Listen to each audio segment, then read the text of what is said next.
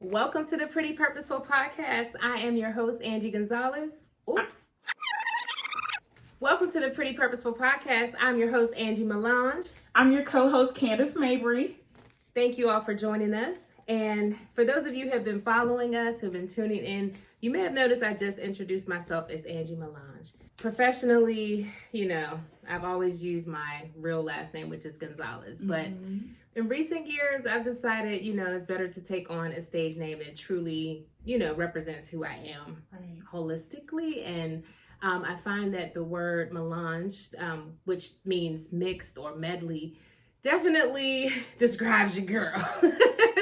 I am absolutely a mixed chick, but more than just that, my racial identity, I have a multitude of different talents, and so I just think it is so fitting. So going forward, it's your girl Angee Melange. Yes. I love it. I love the name Melange. I think it represents you truly and fully and completely, and I think you own it very well. So I'm excited. Thank you. Me too. It's going to take me a little bit to get used to it, y'all. I might slip up here and there and call myself Angee Gonzalez, but Angee Melange is the public name. All right. So what's been up with you, Candace?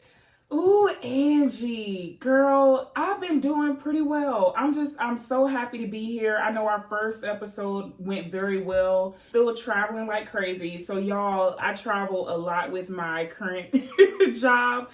When I say it feels like I've been traveling 24/7, I literally support 14 different states. So this past couple of weeks, I've been in Florida. I've been on the roll.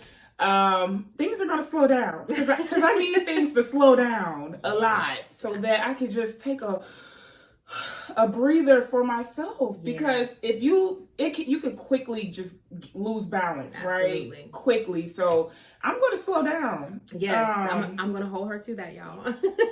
Please do. Absolutely. Yes. But other than that, things have been going pretty well, Angie. I'm super excited to be here. I know. Episode 2. We are so excited, y'all. We have so much in store for you all this season. And with that being said, we're going to talk about this topic of who the F am I dealing with? Y'all, there's just been so much in the media lately. I know you guys are all familiar with Situationships. Shout out to her for her vulnerability and transparency and her courageousness. Like, she was just so brave to share that. And, I know some people believe in, keeping things private. A lot of us grew up being told, what happens in the house stays in the house and things like that. And so we're seeing more often people are starting to share. But we wanted to talk about, how, just getting to know who you're really interacting with on every level in life, just different areas. But Situationships came to mind when I thought about this, and then not only Situationships, but Portia Williams and her husband are currently separated. And, allegedly he's not as financially well off as, the public image portrays. Now, we're not here to gossip, but we're just stating what's been mentioned and, what has inspired this topic, because I think it's just so important that we really consider, who we're actually dealing with and how well we know people before we let them into our spaces. Absolutely. Yeah. Absolutely. Yeah. So with that being said, let's go ahead and dive into this topic. So I mentioned vulnerability. So yeah, as I was saying, Situationships, she touched on growing up being told, to keep things in the house. Yep. And, because some things, when you reveal them, it can come with some shame, some embarrassment, things of that sort. So how do you feel about that? What's been your experience with, I guess we'll start, because we're talking about vulnerability. Let's start there. Mm-hmm. How have you approached vulnerability when it comes to outside spaces, like friend circles? And so being vulnerable is definitely a sensitive thing, especially when you're coming in circles that you're not familiar with. I think it's definitely worth doing if you feel safe, right? And that's something that we always talk about when it comes to me and you. Yeah. Right from the start that we met each other, we already felt the safeness within just our conversations, right? There was no judgment. There was no, it clearly said there was no judgment at all. It completely felt safe when we first met. So when it comes to being vulnerable, especially when you're dealing with some relationship issues, that's when it really gets sticky, because here's the thing. When it becomes very toxic, like if it's toxic, especially physically, I really think it's important to talk to somebody that at least you trust, right? But being vulnerable, people have to earn it, in my opinion. Some people are like, yes, I start off trusting everybody and anybody I meet. And then some people are like, nope, I'm keeping to myself, everything to myself. And that could be very isolating, because it's like, how are you going to open up to anybody? Right. But being vulnerable, I really do truly believe that it's the key to connecting. I know you've read Brene Brown's books, and she talks about this as well. But when you're being vulnerable, you're basically having courage. Right? Very much. A lot of courage. So I think it's worth it. And I hope I answered your question. Look, I feel like No. going on a ramble. No, that's really good. And I mean, you had touched on like relationships. I know you talked about like the physical type of abuse. If someone, is going through that, it's best to tell someone, a trusted source. But what about like emotional abuse? And I mean, we hear about narcissism and gaslighting, and people living double lives. In those situations where, like with Risa Tisa, that was a very embarrassing type of situation. And she gave a disclaimer from the door and said, look, there's going to be some parts in here where, I'm not going to look the greatest, but it's not about that. Like, she had her goal, her intention was to share the story, to, be a voice for somebody else who might be actually going through it and hasn't found the courage to speak out, right? She just really opened up, I don't want to say Pandora's box, but she really, her boldness and bravery, I'm pretty sure has helped so many women to just look at themselves in the mirror and be like, you know what? I am Risa Tisa. And if she can get away, if she can, so can I, Yes. Yeah. Ooh. So how do you, like, even like not to put her business out there, you all, but Miss Candace is recently single. And so navigating that space, tell us like how that has been, because that could be very, especially when it's fresh. Yes, no, and I'm happy you brought that up, because this is something that has been near and dear, and something that I'm actually still working through. So it's been 2 months since I guess we pretty much technically called it off. I've been in this particular relationship for 10 years, pretty much. A decade. That's a long time. Wow. A whole decade. And I definitely saw myself in Risa Tisa's story, not saying that the person I was dating did any of the things that Legion did, right?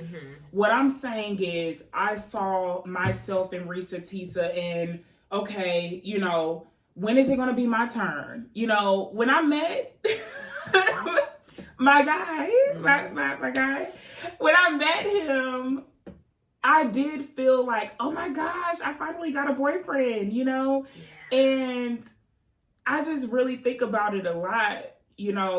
Why in the world, when someone approaches you and of course you're attracted to him, why is it that I just was like, oh my gosh, I'm attracted to him and he's attracted to me, so let me just fall so quickly?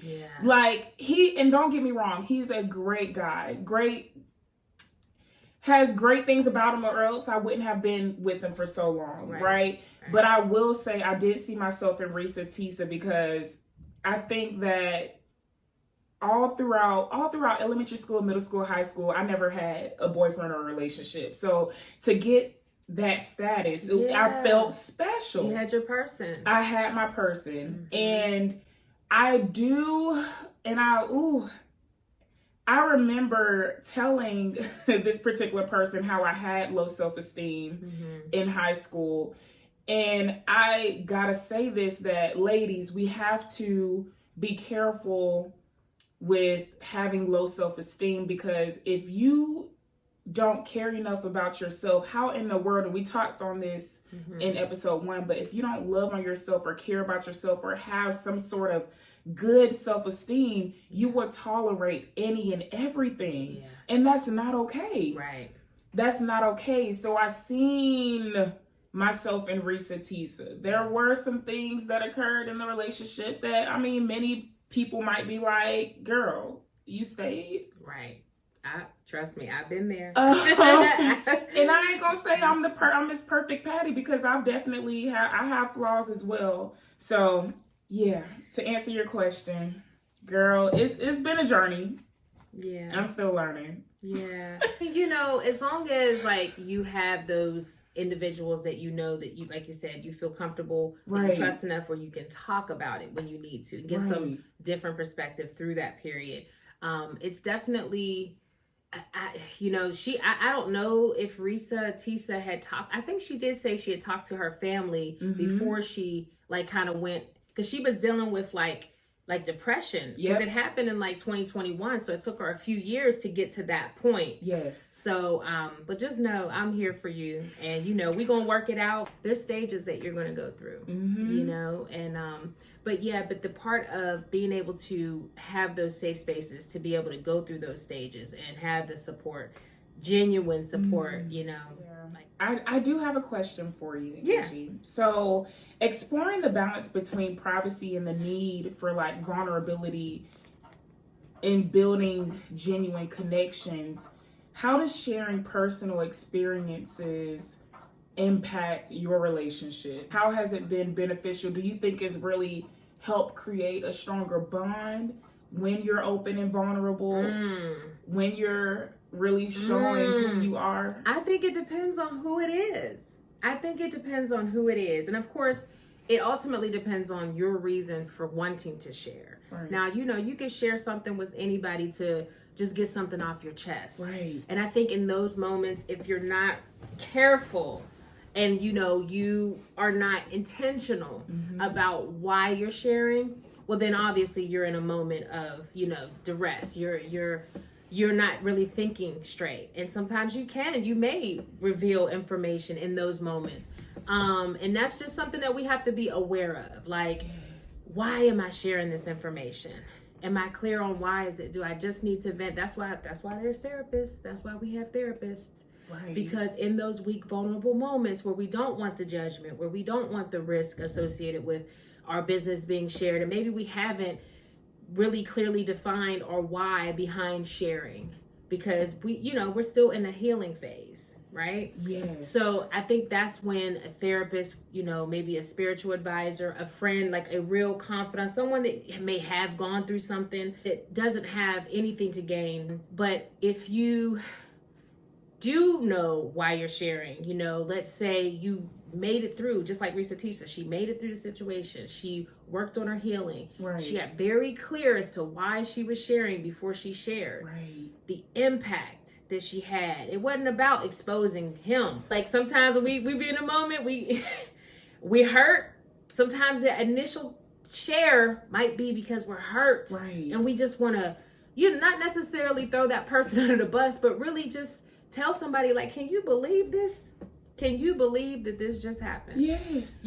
Because it's like you're in disbelief. You're like, so when you get clear on why you're sharing, I think that, yes, it can definitely strengthen bonds. I think that just like in ways that since I've known you, I've been able to share things with you. And my intention is like I don't care what you do with the information once it comes from me, because I know my intention is to give you a genuine perspective or insights onto what that looks like, how I got through it, and it's that the transparency. Yes. Because I do value our relationship. So for me, that's important. And then I'm like, big sis, She really is. I've got some experience, some gears, and I just feel that I've shared the same information with people that I love, other people that I love, and it's fallen upon deaf ears. Same information, same situation, but they weren't receptive. They weren't ready. Either they weren't ready to fully hear it for what it was really being shared for. Instead, they took it as tea. Unfortunately, they will try to leverage that in other situations because they feel like they have something on you. Not even realizing the whole time, I knew you was going to share. Right. I would have shared with them too, because let's have a family reunion. Yeah. We can all talk about it. Yeah, because at this point, I have healed from the situation. Amen. And I'm not sharing with you for your advice. I'm not sharing with you for your guidance.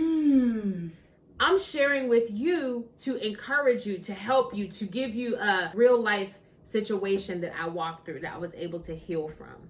As outrageous as it may be, just like Risa Tisa, as outrageous as her situation was, she's still here. Yes. She made it through, and look at her now. Hello. Like everybody, the blogs, everybody could still be talking. Like, we're sitting here talking about her. We're not talking about her for tea. We are literally reinforcing what Risa Tisa did in her message. She was vulnerable. She shared with the intention of helping other people. Yeah, so I think that vulnerability and transparency, when you know why, it doesn't matter what the other people receiving it do, or whether or not they receive it at all. Girl. Yeah. So with that, let's talk about intuition. So as we meet people, I mean, intuition is one thing. I like to call it discernment. Yep. Right. And it's so important. Risa Tisa talked about how many times through her relationship with Legion, she just kind of like ignored red flags, was just like, nah, I don't want to believe this, I don't want to believe, because if what I think is true, this man is a lunatic, or this man is, yes, crazy. Yes. But then she also had to self-reflect and say, well, okay, if he's crazy, then I'm with him, then what does that make me? Oh my gosh. So with that being said, what are your thoughts about like discernment? Like, how do you approach your intuition when it comes to meeting new men, new friends, new, just new spaces? My experience has been that if your body is telling you, and I usually feel a little something, a little tingle, Amen. Right? Like, listen, y'all, Angee, it is when I feel like, okay, your spirit is a little off, let me listen to that. Yes. That's when I think when you follow your intuition, that's when it ends up being good for you in the end. It's scary. But when you kind of go against it, like, okay, let me just give this person the benefit of the doubt, right? That's when our lift off. Okay, so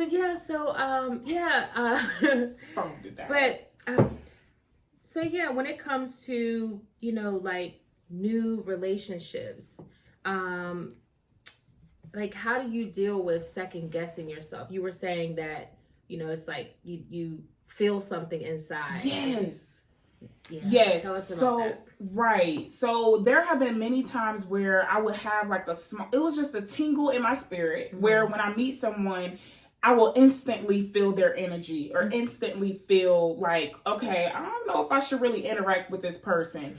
But because of the person I am, I tend to give many people the benefit of the doubt. Well, maybe it's just me. Sound like me? Maybe it's just me. Maybe Candace, maybe you need to get your life together.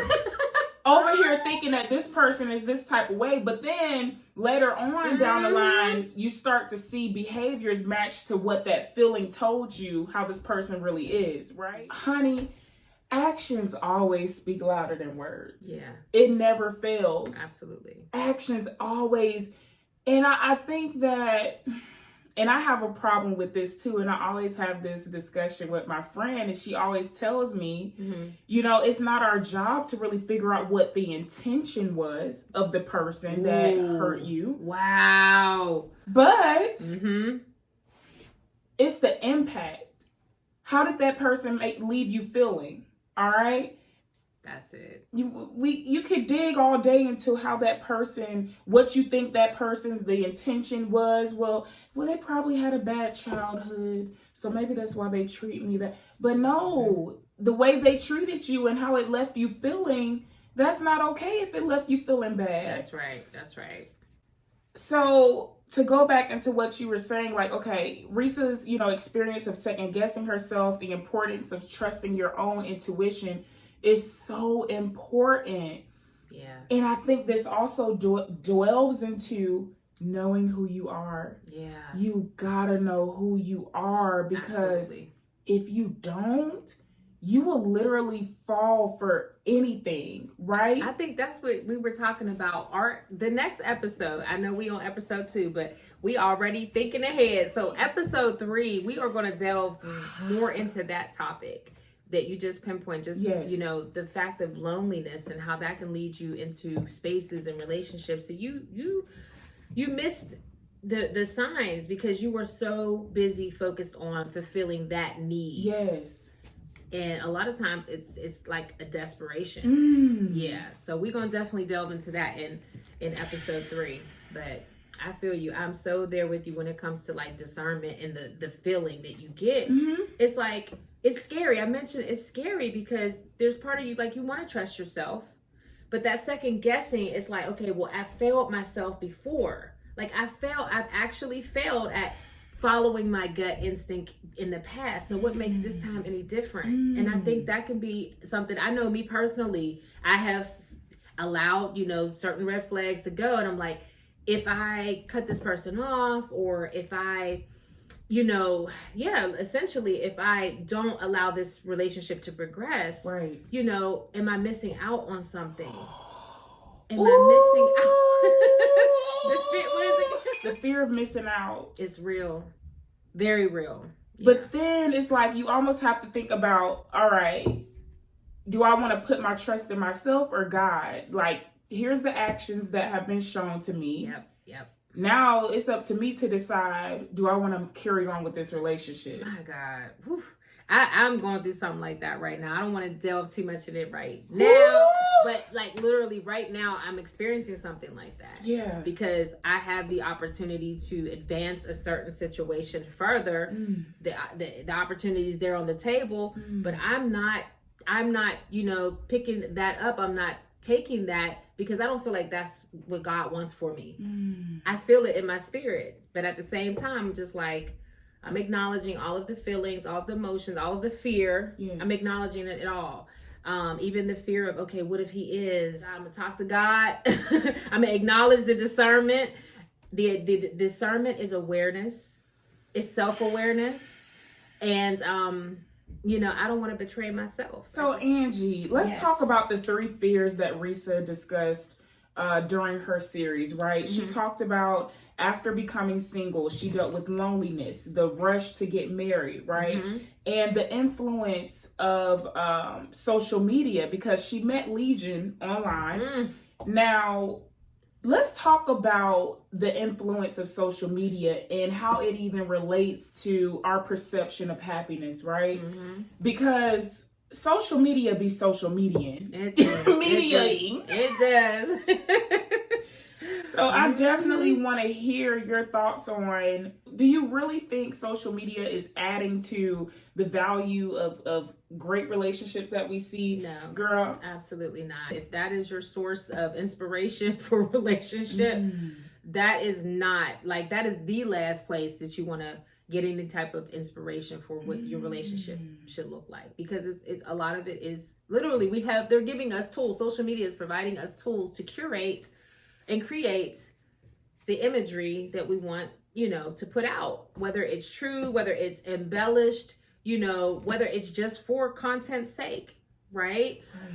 So definitely I would not recommend using social media as a source of inspiration for what your relationship should look like at all. Wow. Real life relationships that you actually see, people that you engage with that are married, that are long-term, that speak out about their, transgressions in their marriage, the people that are, as a couple, are vulnerable, together and sharing you know, the things that they've been through. Those are the relationships that I will look to as inspiration, because I'm like, they're still together.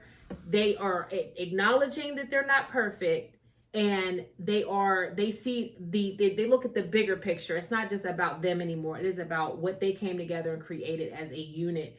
And I'm not gonna lie, Angie, right in the beginning of, I guess, my whole life change or my relationship status change of becoming single. I remember going onto Facebook, and I seen a lot of my college classmates. They were advertising their anniversaries, which is a great thing, right? Aww. So nice. But it really is a nice, beautiful thing. But I ain't gonna lie, like, it had me crying. I was crying. I had to cry myself to sleep because, you know, something, you know, I was like, oh my gosh, this really could have been me, but it didn't work out. So it was just really hard to see that. And I ended up having to delete my Facebook because I'm like, I remember you telling me. Yeah, it was just so heavy. And I'm like, I know it's of God to be happy for your peers if they're showing that they're happy, right? You know, but it was hard to see. You know, when you see individuals who may not prioritize the things that we prioritize, like financial stability and growth and personal development and things of like that sort, having those happy marriages or those long-term marriages. But, you know, often, and what I've actually seen with my own two eyes, not on social media, a lot of times there's abuse, there's a lot of toxicity. It's what do they call it? It's attachment. They are codependent. It's both partners are like codependent on each other, right? And so they stick. Yeah, those type of relationships that are long term, like, no. I mean, y'all might be celebrating 10 years and y'all might have had a beautiful celebration and y'all may have a beautiful family. Right. But if you're not being transparent and sharing with everybody what it took to either get there or what you're doing to currently make your relationship better, then like, I don't buy into that. I'm like, no, I can see right through it. I can see through it. Oh my gosh. Can I ring my bell? So I had an aha moment. Okay, come on with it. Because you literally just told me how the people that are on these social media platforms flashing and not being transparent about what's really going on. It reminds me of the conversation we had earlier about, you mentioned a friend that you had that really literally told you, hey Angie, I'm not the type to share my business left and right. I'm not going to do that. But she was the same person that would gossip about everybody else's business. So with that being said, she's not trying to share her business because she knows the type of person that she is, right? She was projecting. She was projecting. Yeah. And the whole time I was actually healing. I wasn't always the type of person to share my business. I, at one point in time, thought the same way because I really felt vulnerable because, yes, I was someone who was engaging in that negativity of, oh, if you hear such and such, you know, something about such and such, it's something to talk about. Right. And again, I'm not ashamed to say that was where my mind was at that time, right? But when I met her, I was in my late 20s. I was a mom. I was married. And I thought that we had a great sisterhood. I mean, she's an awesome person, you know, overall. But I found that in our life's journey, I was further ahead in terms of healing and accepting who I was and where I came from and where I was trying to go. So those vulnerable moments when I was sharing things with her and she was seeing me starting to share on social media, because I was doing like youth empowerment. If I could tell the young people what I've been through, why can't I tell an adult? Hello. Okay. So when I would be sharing these things, I'm thinking maybe her perspective of it was like, wow, that's really some deep, dark stuff that if it were her, maybe she wouldn't be comfortable sharing. But I'm like, it's what molded me into the woman I am. It's what molded me into who I am. So hopefully that was like a decade ago, and we haven't talked in recent years, but I'm hoping that she now values that vulnerability and understands, because I thought it was a safe space to share. And when she shared that perspective, I said, "Ooh, I can't, no, I can't keep sharing my business with her." Because again, even though I can't control what people do with the information that I share, I valued our friendship, and I knew if we stayed close and that was the way that she was going, it was not going to end well. So that's one of those relationships where I could honestly say it was like we just kind of faded. Right. You know. Right. No, I'll say I faded because I knew it was not a safe space for me. And it wasn't a safe space for you because she, I guess she really showed her true colors in a sense. Yeah. Like you really seen, okay, she's not going to be open with me. So yeah, it wasn't like how we are, like how you are just as willing to share and be transparent, but it's very intentional. Yeah. You know, and that's what I appreciate, because it's like, you know that you're in a safe space because this person, you also has the intention of helping other people by sharing. Right. Whereas when you're in those spaces where people are closed off to people, but yet they will take other people's information and then disseminate it and then gossip, and that's not conducive to a healthy friendship or relationship. Just, you know, it's not conducive to a healthy space for you to be in. And I'm able to recognize that a lot. That's why I was very impressed when I met Candace, because, you know, it's not every day that I encounter another woman, a Black woman, a single woman that, you know, is just as willing and open and, you know, to share, to actually help other people. And so I swear our conversation that first day, it could have kept going on, but I didn't want her to miss her flight. We could have talked for 3, 4, 5, 6, 7 hours in that car if I had not had to go and leave. So Angee, I had to write this down before I forget.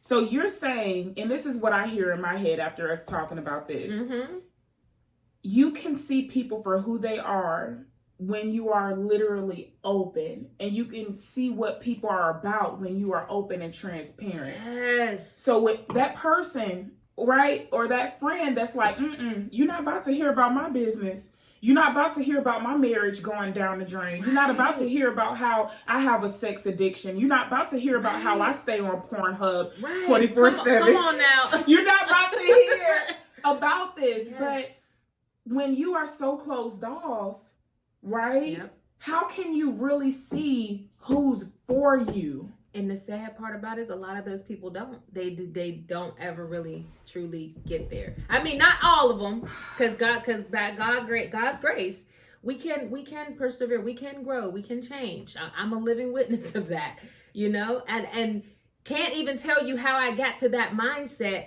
I just know it was the things that I experienced in life. It was the environment that I was in. When I start making different decisions and changing the people I was around, and, you know, changing what type of content I consumed, right? The more intentional I became, it became clear to me, like, okay, I didn't set out to be like that. It was just, that was what was accepted. I've seen many people later in life come out with memoirs and books, and they share, and it's a beautiful thing. Yes. Everybody's got a journey.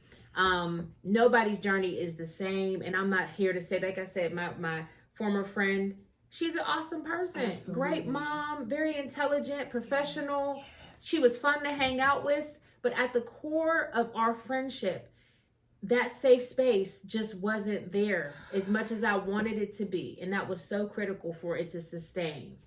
Now, my best friend, I have a friend in Pittsburgh. We've been friends for 15 years.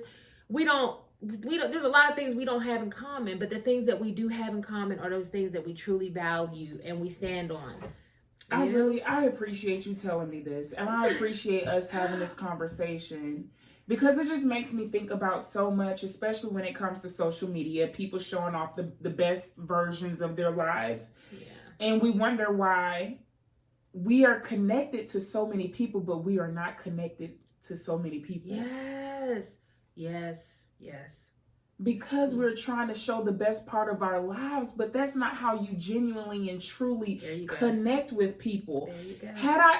Had I not been open and vulnerable with this queen sitting next to me, we would not be here. Yeah. Had I not told her all of my flaws and all, Yeah. we would not be here. Yeah. Yeah. I really believe that. Wow. And same goes for you, because if I felt like you were very closed off and I'm not about to tell you what's going on in my life Right. and what I've been through, I would feel that, and I probably would not want to water this relationship as much as I've had.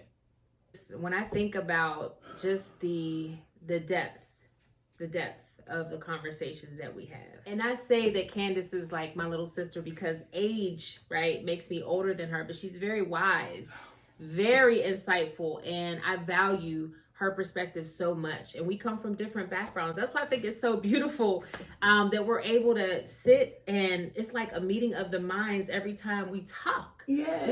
We are learning. And when she tells me like, oh, I appreciate when you shared that, I'm like, I didn't share that with so many people in my family, and I've never received any appreciation or acknowledgement or understanding. Never even tried to understand. And I've shared the same exact things I've shared with you. So to hear it from you, and I just thank God that it actually is serving a purpose in your life. You know, it's just, I'm just glad that we get to share this. There's just something amazing that's coming from the connection that we have. And they just say, show up as yourself and your vibe will attract your tribe. And that is, we are testimony to that.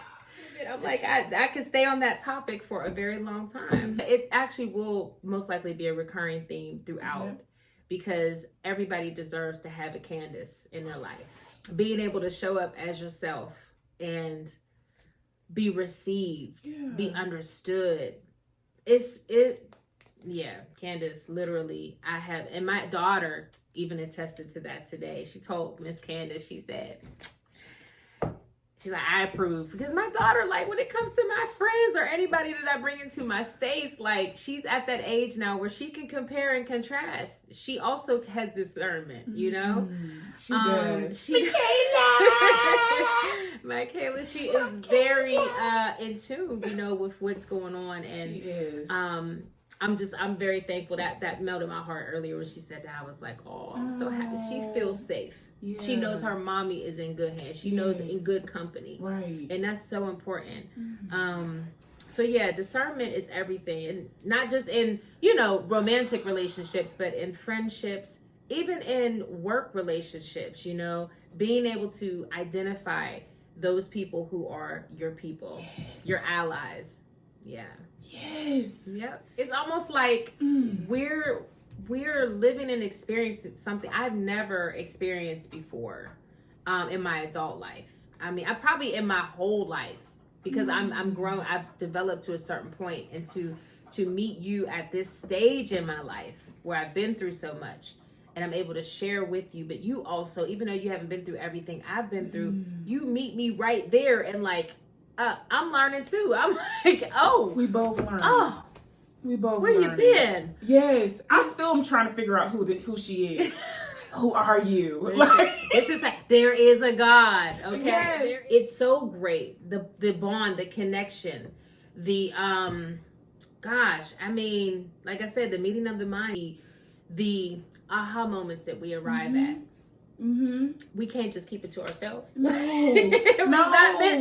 It's not meant for us to keep it to ourselves. No, and nor do we want to, which makes it beautiful. Absolutely. So moving on to our next segment, we're going to talk about online dating, because boy, oh boy, you got to use some discernment on that, okay?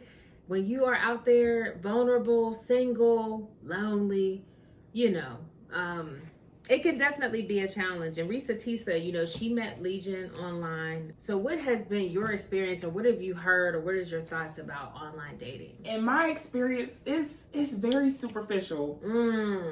And I can see how you're basically going strictly off of looks. Yeah. It's one dimensional. Yes. And especially, I guess, with Facebook dating, yes, people can say on their profile, hey, I'm this and that and the third, or I only like to do this and that. But you really don't get to know a person, I think, genuinely and truly, unless you hang around them in person. See how this person treats other people. Yeah. Social media doesn't show that. Yeah, that's true. But in Risa Tisa's situation, like, she went to go meet him. Like, the first impression that she got from him that was that he was willing to put money out and spend. And that sometimes that money can definitely blind us as well. Those, grand gestures, the love bombing, right? Let me tell you about a little situation I went through. Where is my tea? This could be a whole episode by itself.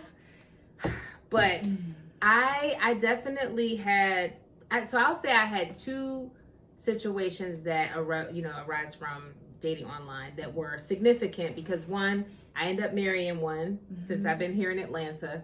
I had met him 3 months after I had moved to Georgia, met him on Match.com. And I don't want to really talk about that particular situation because there's more to it. And I think at some point in the future, I will do maybe a topic on that, what I experienced. Because it was a form of, there was some emotional abuse, harassment type situation. But the most recent situation was, girl, I had met this guy and he told me he was a pilot for Delta Airlines. A whole pilot. Turns out he was once a pilot. He absolutely had the skills to fly a Boeing, whatever. Like, he literally was up in the sky at some point in his life. However, this man, for whatever reason, I still don't really know, but he led me on with this facade of him being a Delta pilot. Again, I don't know why, but he was very, financially secure. He was flying me out. And I'm thinking, I'm dating a pilot. Why wouldn't I get flown out? He had me under this impression that he was a pilot and that he was going to be moving to Atlanta and be based here out of Hartsville. I mean, it was too good to be true. But at the same time, it was so believable, just like how Risa Tisa's story, like, initially things were, at first, it seemed believable because they were, in some ways, they were showing some receipts. They had enough receipts to keep you, to reel you in. And so with that situation, I dated the guy. And I mean, he treated me very well. Like, I have to say, he invested in, some equipment for me. At the end of our dating, I mean, it was 6 months that we dated, and this man had spent well over $25,000 on me. $25,000. He even paid my rent. I was wrongfully terminated before I met him. So to me, I was like, okay, God, I don't know if this is from you. Initially, I'm thinking it was. I'm like, this was like perfect timing because I met him 2 months after I lost my job. And for him to come in, it was like he was coming in like the savior, but I wasn't asking for anything. Because anybody that knows me knows I'm very a hard worker. Oh, she gonna work for it. I wasn't asking him for anything, but when I told him that I had lost my job, he was like, well, I respect that. He's like, you didn't have to tell me that. So that let him know my character. He knew that he was in good company. I could have easily just, a lot of these women out here are looking for men like him to finance their life and stuff. And here, and here I had just went through a hardship and shouldn't really have been dating. But again, I was lonely. I was bored. I needed to feel like, I felt like I deserved to be loved regardless of my situation. And it took me a good 6 months to realize that he wasn't a pilot. I'd never encountered someone who lied that much. Like, we all gonna lie at some point. We all gonna have a moment where we have to, very true, in life. Yeah, you're gonna lie, but there's some people that really have a problem, and I'd never met anyone that lied like that. And be careful, ladies. Like, I'd be kind of like how Risa Tisa was saying, like, at the end, she kind of felt like she didn't do her research, or she didn't look into things quickly enough. And for me, I too didn't really delve too deep because he was forthcoming with certain information. So be aware, some men will try to come forward with certain personal aspects that you'd be like, oh wow, he told me that. Kind of how, like, I told him that I was unemployed at the time. he then came back and told me something that was private that had to do with, his past. And I didn't judge him for it, but it made me feel like, oh, well, he feels safe here. Exactly. It just all played out perfectly. And here's the thing too, this is what I wonder, this is a question that popped up in my mind. Do you think society makes it, especially social media, fosters liars? Like they make it easier for people to lie? Absolutely. Yeah. And the sad part about it is, I think one time I had heard like when it comes to like the hairstylists, right? You'll see on their page, they've got like these beautiful backdrops. They're showing pictures of, hairstyles and this and that. And you think that they got a nice, sweet setup somewhere. I have been told that people have gone to hairstylists' homes and they live in like the projects or the dangerous neighborhood. Their house is not clean. Yeah. But on social media, yes, you would never know. Never know. So yes, and that is scary. Like it is. You have to vet people. I don't care. You got to vet them. Especially the ones that do the most. To do the most. Like if somebody were to look at my Instagram, like I all I can say is I'm just me. Like I don't really have a plan. Like when I post content, I'm like, I have to feel compelled to post it. I have to have a reason. But I'm not just out there posting every day to build up this false image of me. It's more like, no, this is kind of like all of me in a nutshell. You're going to see a little bit of mommyhood. You're going to see a little bit of my artistry. You're going to see a little bit of my professionalism, my advocacy. It might not be somebody else, that's popping on IG might look at my page and be like, oh, she's lame. She's boring. This is, her content is. At least this is who you know I am. Absolutely. I'm showing you who I am authentically. Absolutely. Absolutely. Who and the right people the right people will appreciate that. Hello. But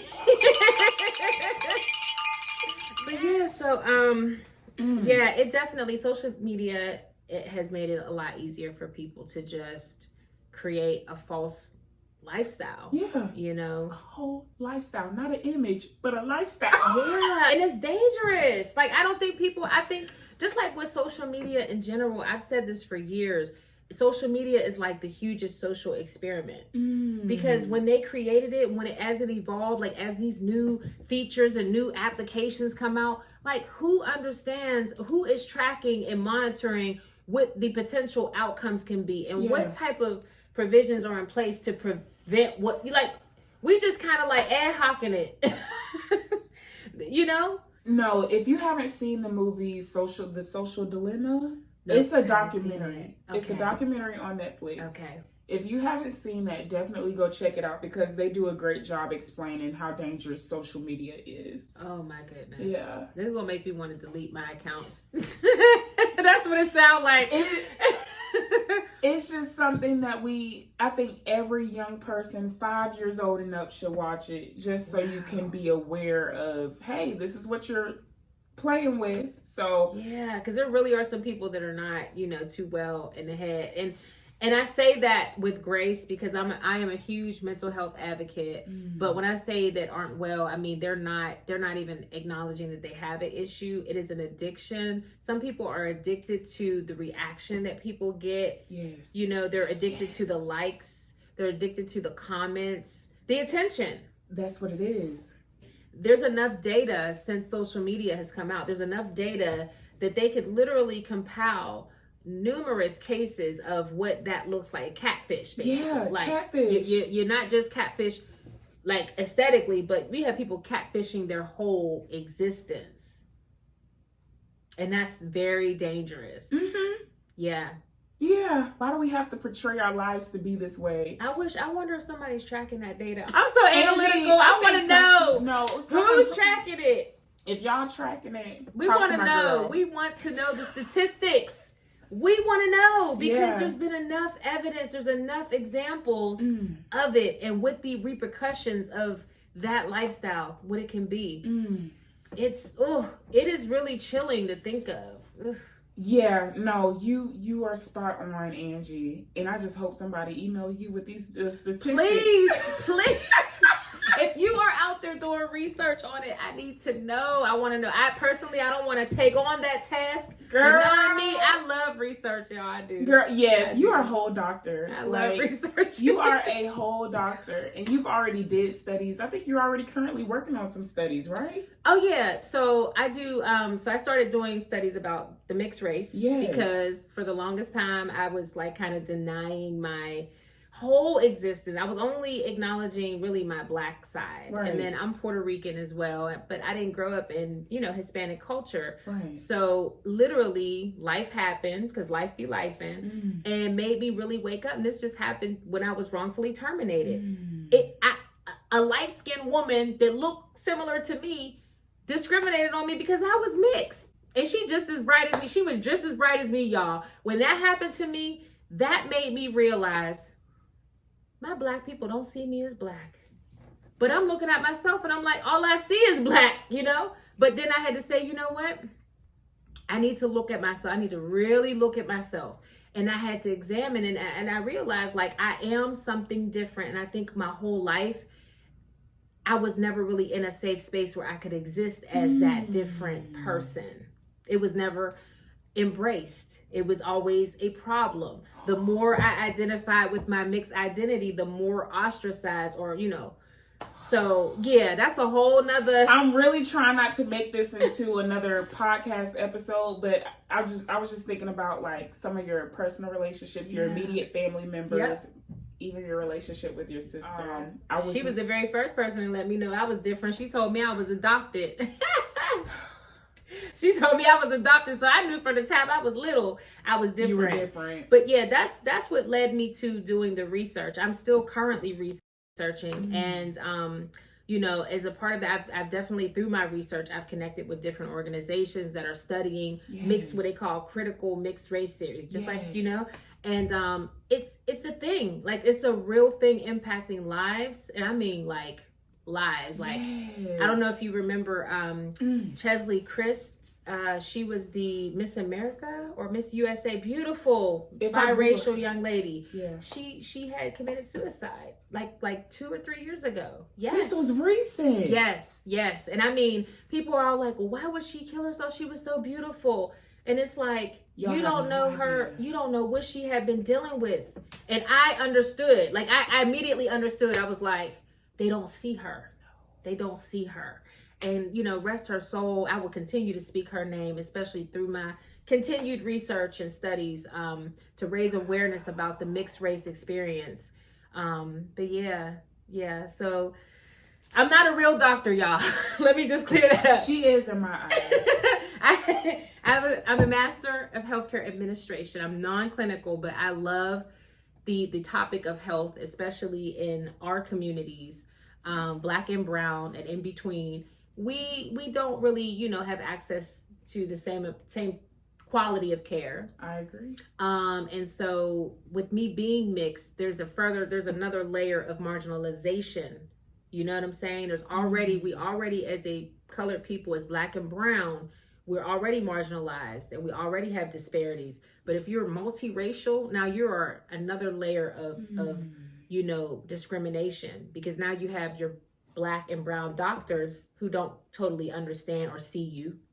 Yeah. They want you to pick a side or whatever the case may be. There's just so many different biases. But I say all that to say, I do love research. And if anybody can give me the statistics on social media, holla at your girl, because we going to talk about it. Look, the email is going to be in the description box below. Yes. We need statistics. We want to know. But yeah, so. All right, Angie. So look, let's bring it back to Risa. So, yes. My question for you. So, Risa did mention a lot of times that she had to go against her beliefs. You remember in the beginning stages of the series, or in the beginning of her relationship, I remember her even saying, I'm a Christian and this man is living with me. Yeah. Right? And we're not even married. Yes. You remember? Oh, yes, I remember. So, girl, yes. There were times where she did feel that she went against her beliefs. So, do you mind telling me, or let's pretty much discuss how we might overlook the signs in the name of love, like where we overlook red flags. And I mean, it could be the red flags of our own hearts. Like, hey, this ain't me. This ain't what I believe in, but I'm moving forward, right? So the signs we might overlook in the name of love.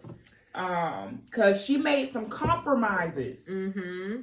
She compromised her own beliefs. Yeah. You know what?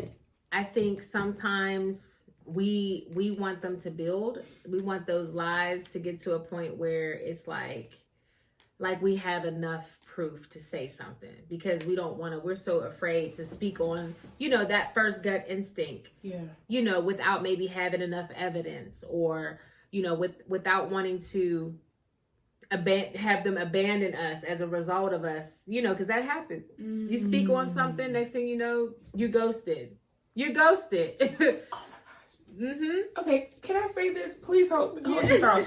So, I don't know, I need to look this up, but the term gaslighting, mm-hmm. right? And you might have to help me understand it. But even when you choose to say something, because I've experienced this personally, where it's like, hey, I feel this way about this situation. No, you don't. No, you don't. You over here being a victim. Stop being a victim all the time. Very well, yes, I probably do have a victim mentality, but like I have a cousin that I love and adore. Hey cousin, you know who you are. I'm gonna say her name's Shatar. Okay. Hey Shatar.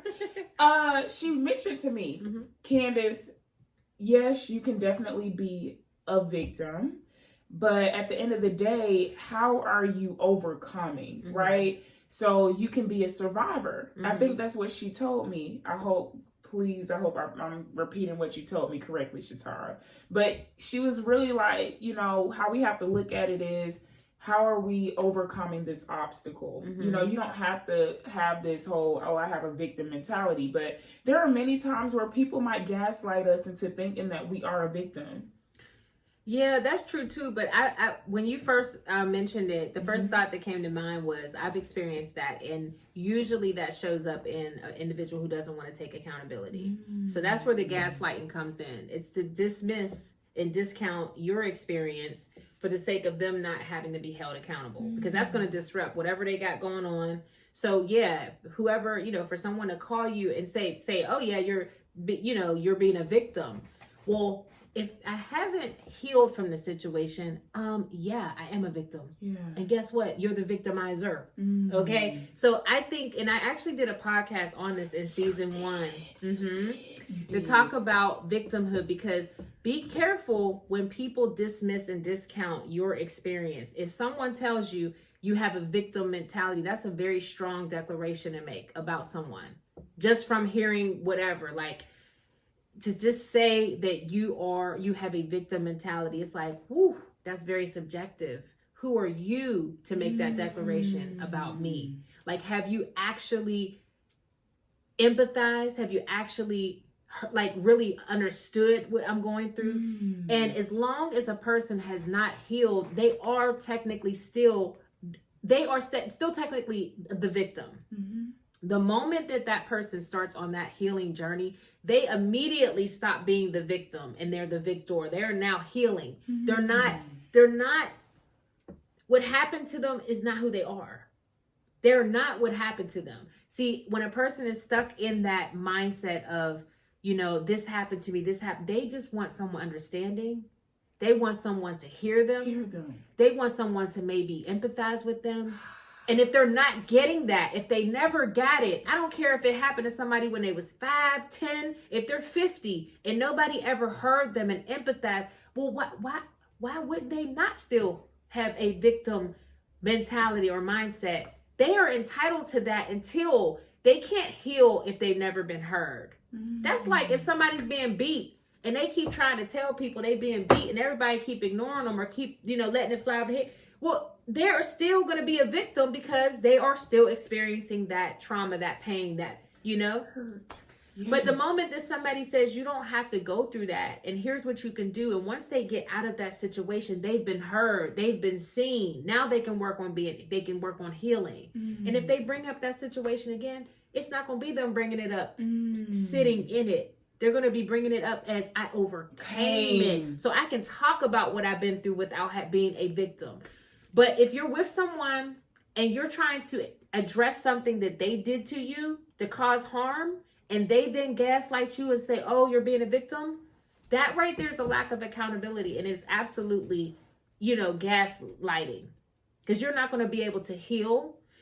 And we can't rely on our abusers, right? We can't rely on our abusers. So sometimes, a lot of times, it has to be an outside source, like a therapist, like a trusted, maybe a spiritual advisor, a family member, confidant. Oh my gosh. And this is what I love about this platform that Angee has started. You are the founder of Pretty Purposeful Conversations podcast. And y'all, Angee has what's called Pretty Purposeful Conversations, where I believe if you sign up or register for it, if you sign up like on an email list, she'll explain how you can actually register for it. But she allows a safe space for you to come and open up and express your heart, right? And pretty much have purposeful conversations like this. So this is actually a great opportunity for you to talk right to her one-on-one, and she's so genuine with it. Like when I seen that it was completely free, I was like, this shows your heart. For the community. I was actually certified as a facilitator of those type of crucial conversations, right? I was certified through my employer, right, to do those type of conversations within the workplace. And because I got that certification, the company that actually provided this certification is called Inclusive. I can actually have those same type of conversations out in the community. And I am a certified facilitator, so I have the skills and the tools and resources to be able to guide those conversations in a way where it's safe, where everybody feels protected and heard. And, where, we kind of set those conversations off on the right foot, letting everybody know that this is a safe space and that, hey, you may very well get triggered. If that happens, just live in the uncomfortability. Like, just acknowledge it. Like, it's not, tough conversations are necessary. So yeah, the last one I had was last month. I would love to do one. I don't know if I'm going to do them monthly or quarterly, but I do want it to be available to people in the community just so they can have an outlet to talk, to learn, even if they just join just to listen. Just to listen. That's like, it's creating a wave of positivity in the community. And I did a podcast too about communication is something that, especially within the Black community, even I just think that people who are used to not being heard are silenced. And so if you are historically, silenced for so long, why would you even value communication? Why would you want to increase your communication when you're not being heard to begin with? So I believe, this is my personal perspective, I believe that Black and brown communities do not necessarily value the ability to communicate. And if you start to embark on that journey of, equipping yourself with words, because words are power, just like knowledge is power. Words, find your words. That's important to do because, it is a form of freedom. It really is a form of freedom. But our people sometimes see that as a threat. Like, oh, you don't want to be like us. Oh, you think you better than us. Oh, you trying to. Yeah, I'm trying to actually break the cycle. I'm trying to be heard.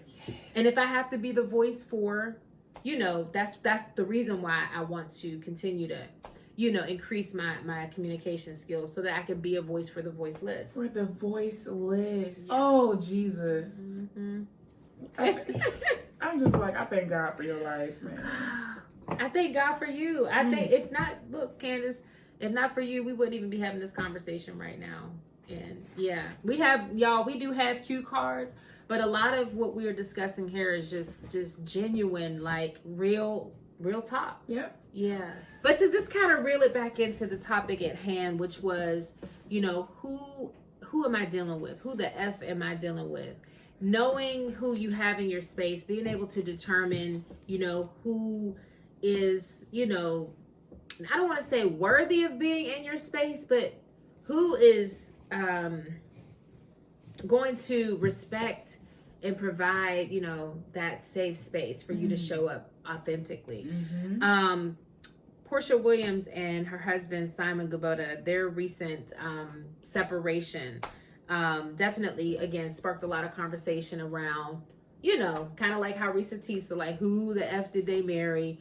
Did they really, you know, were they in it to really be with that person because they loved them, or were they doing it, you know, not Risa, but Portia, right? Was it done because she wanted just the money? And it definitely can, you know, offer lessons to us about trust and authenticity. So what are your thoughts about that? Like the women that may be out to, you know, they see the glitz, they see the glam, right? Yes. And they buy into it. But what are your thoughts when, you know, when things don't go as they may plan or hope for? Yeah, I think that the glitz and the glam isn't always gold. That whole saying, right? Everything that glitters isn't gold. And that is so true, because everything that glitters, it isn't character. Yeah. A person could be a millionaire, a billionaire, but if their character isn't in the right place, you set up to go to hell. Yeah. Like, and I don't mean, I'm not the person to be like, oh, you're going to hell. Not literally. I'm talking about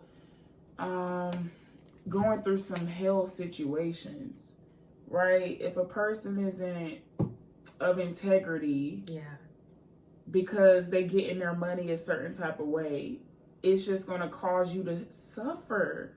It's like you're gonna experience this type of karma because of what it is. Yeah. Now, I don't know the details with Portia and how. I kind of know a little bit with how they met. I need to have. I can tell you from what I heard, Mm-hmm. and again, this is all through, you know, social media and sources, YouTube and whatnot. But they met each other while filming Real Housewives of Atlanta, and Simon was married, and Portia was, I think, Simon's then wife was like a friend of the show, and that's how they portrayed it on television, was that they met, Portia met Simon while he was married. Correct. And so, you know, his then wife was living a certain lifestyle, you know, pretty much like the soft life, right? And everybody has speculated that that was what led Portia to marrying him so quickly, and they were, you know, there's allegedly they were seeing each other before the divorce was, you know, I don't even know that they had separated, but it just was not a nice situation.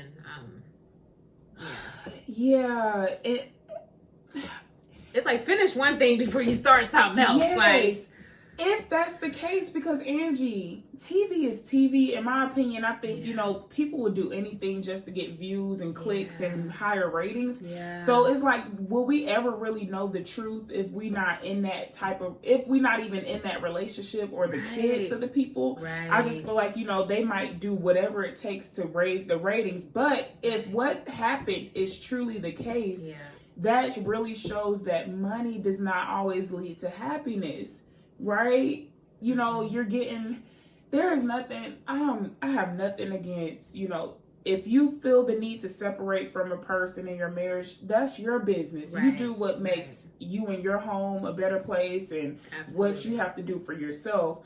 But at the end of the day, like, money doesn't equal happily ever after. Yeah, that's what I was saying. I actually was married to a self-made millionaire here in Atlanta. That was the one that I was saying I met online on Match 3 months after I was here. Yes. We could do a whole podcast on that whole relationship and how many red flags I had, you know, ignored.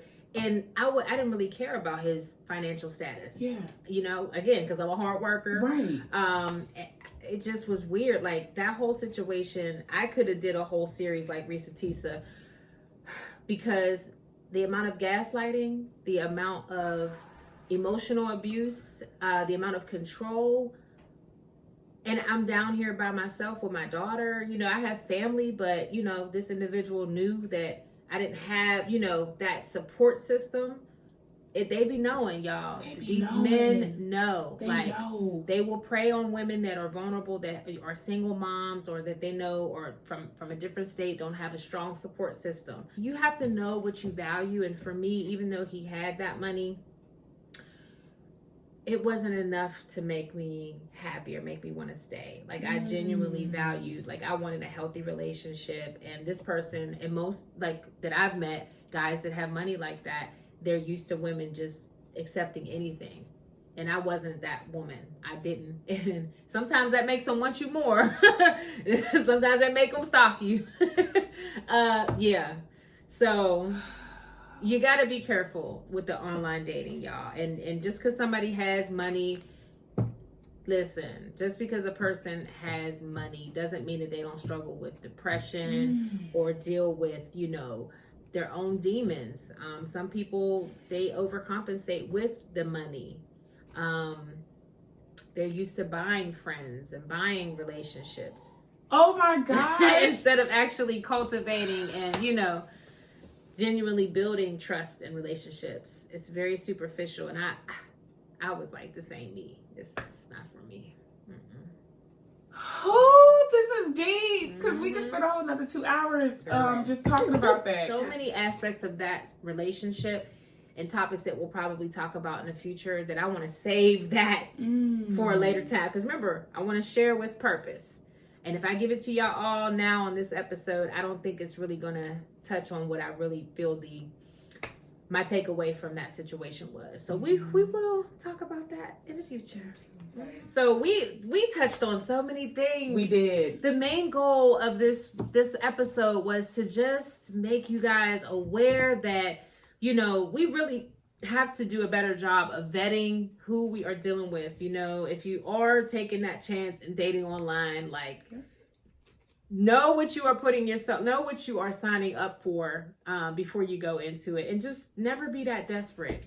That's what I said. The next episode we're going to talk about that desperation, because it's a lot of women out here, great women, good quality women, and we find ourselves in a situation of desperation. And we don't even acknowledge it or understand it at first, but hindsight is 2020. You look back and be like, oh my goodness, I must have really been desperate to be loved. Yes. Yeah. So we definitely are going to touch on that in our next episode. But that's going to be a heavy one. It is. It really is. We definitely encourage you all, if there was anything during this episode that resonated with you, if there was any topic that we touched on that you want us to delve into further in a future episode, feel free to leave your feedback in the comments below. If you haven't already liked, please like, subscribe. We greatly appreciate your support. What we're doing here is we're creating a whole new brand for the Pretty Purposeful podcast. It is just, I'm excited. I have no idea where this journey is going to take us, but I'm enjoying every moment. Me too. Every moment. Me too. Every moment. And we would love for you all to be on this journey with us. So we greatly appreciate your support. Candace, any thoughts that you want to leave with the audience before we sign off? I do have one thought, and I want to thank Risa Tisa for sharing her story. Thank you, Risa. Like, I don't even have the words to express the amount of gratitude I have for her having the courage to open up, because like she said in many of her videos, this journey has not been easy for her. She's been talked about, made fun of. Yeah. Oh gosh, she's really had to go through a lot through this whole experience. But girl, the good seems to outweigh the bad, because a lot of women are standing up and can relate to your story. Yes. So I just want to say thank you. Yeah, we definitely appreciate that. And it took, it's actually opening up more dialogue. It's helping people to be okay with sharing and not being ashamed, because that's powerful. That is definitely powerful. We look forward to bringing you more great content like this in the future. And for all of you out there, we just, hope that you guys are well and that you are living your life on purpose with purpose for a greater purpose. And remember, it's okay to be pretty. And even better to be Pretty purposeful. Bye.